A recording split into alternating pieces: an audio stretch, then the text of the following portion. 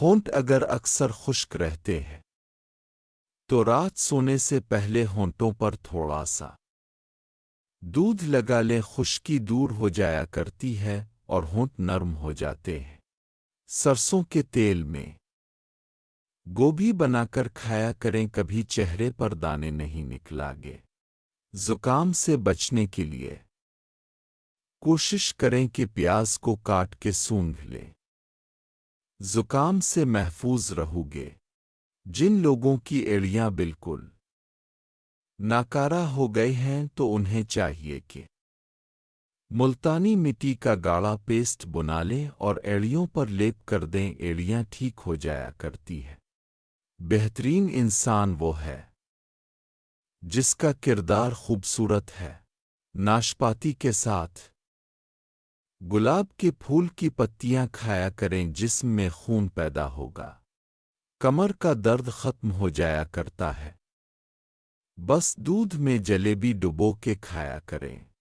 نظر کمزور ہو گئی ہے تو پالک کھایا کریں، نظر تیز ہو جایا کرتی ہے۔ ایک سانس میں پانی پینے سے دل کمزوری کا شکار ہو جایا کرتا ہے۔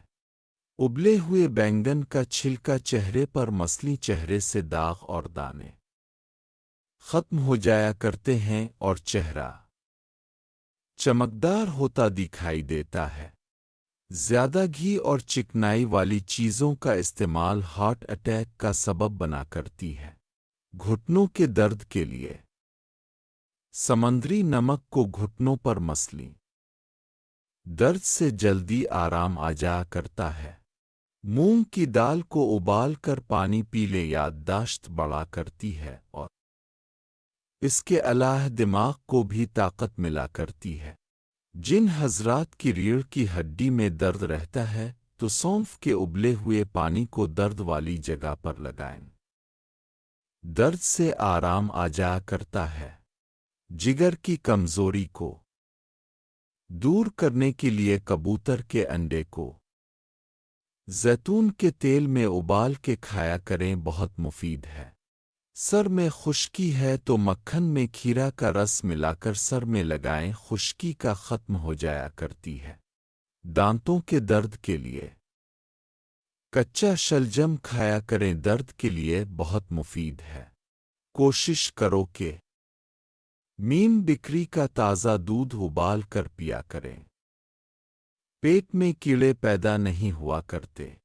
نیم گرم پانی کے ساتھ ایک دانہ پستہ کا کھایا کریں، معدے کی کینسر نہیں ہوگی۔ گلے کی خارش کو دور کرنے کے لیے آلو بخارا کا پھل کھایا کریں، بہت مفید ہے۔ اگر قبض ہو جائے تو کوشش کرو کہ امرود مت کھایا کریں، بہت مفید ہے۔ معدہ کمزور ہے یا پھر بہت زیادہ کمزوری ہے تو دودھ میں 8 دانے کشمش اور 4 دانے گوند کتیرا کے ڈال کر دودھ کو ابالی رات کو استعمال کریں۔ معدہ کی کمزوری ہو جایا کرتی ہے اور اگر وقت خاص سے 1 گھنٹہ قبل استعمال کیا جائے تو نہ پٹھے کمزور ہوں گے اور نہ چہرے پر کمزوری ہوگی، صبح تک انزال نہیں ہوگا۔